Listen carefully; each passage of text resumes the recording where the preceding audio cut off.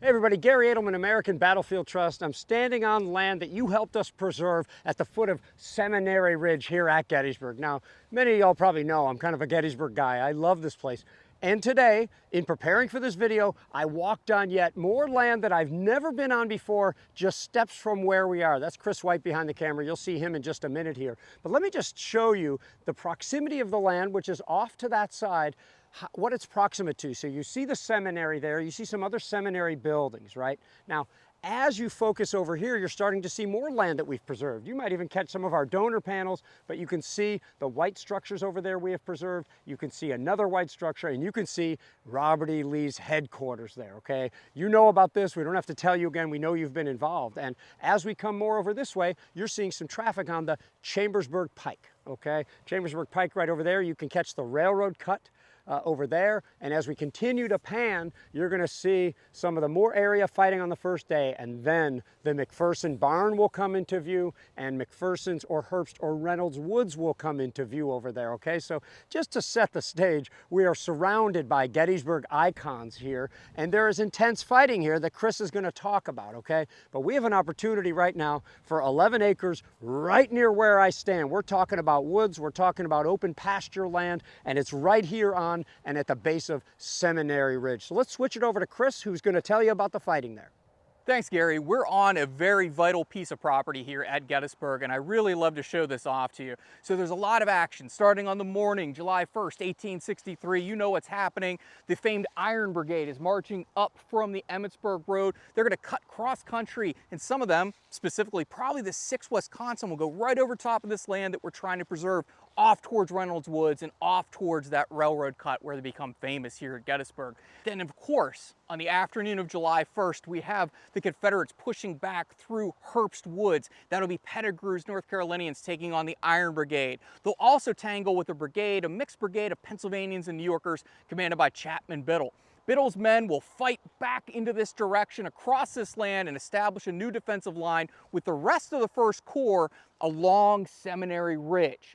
What we call First Pickett's Charge will happen here on the afternoon of July 1st. It starts near Lay's headquarters, and that will be Alfred Scales' North Carolina Brigade. They're going to strike up against this Union line and find out that there's so many Union guns, 22 cannons, throwing out so much iron, and so many regiments that are rallying here, throwing out so much lead that they're unable to take that position. They go to ground.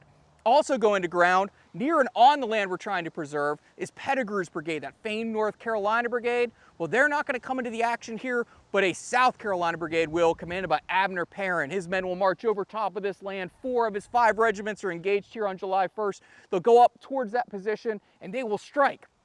They, too, will be repulsed initially, but then a board fence that's out here will get them the onus to oblique in a different direction. They'll find the flank of Chapman Biddle's mixed brigade. Biddle's scalped by a bullet. He survives. His second in command, Theodore Gates, his horse is shot 5 times. You can see the ferocity of the fighting that took place in this vicinity. And then finally, when Biddle arrives back here after his head's all bandaged up, he sees that the Confederates are moving in around his flank, and they have to give up this position.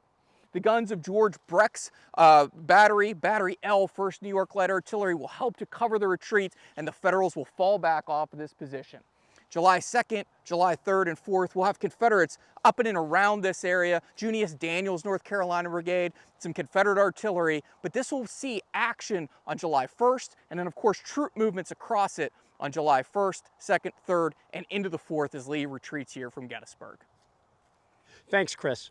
Y'all have been so active in helping us to literally open up whole new parts of the first day's battlefield. We're talking about the more than 40 acres south of Barlow's Knoll. We're talking about other pieces of land off in that area and on Cemetery Hill as part of the Union retreat through town. We're talking about these areas out here on Seminary Ridge, the land we stand on now, Robert E. Lee's headquarters, the Thompson House next to it, the 17-acre easement on the other side of Seminary Ridge as well. So we're talking about some serious land, and we can can continue to add to it. This part of the battlefield, the attack of Pender's division and others coming here has long been neglected. Why? Because it hasn't been preserved. And we always talk about puzzle pieces. Look at this map. Look at what we can connect now. Adjacent to National Park Service land, saving open space while it's available, and isolating other properties so we can preserve more and more. So I'll stop with that. We hope you'll get involved. We hope you'll share this with your friends. And thanks so much for all your support of battlefield preservation and education.